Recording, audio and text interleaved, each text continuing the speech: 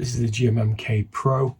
This is rocking Alpaca switches in it. This is what it sounds like. It's also got an aluminium base plate.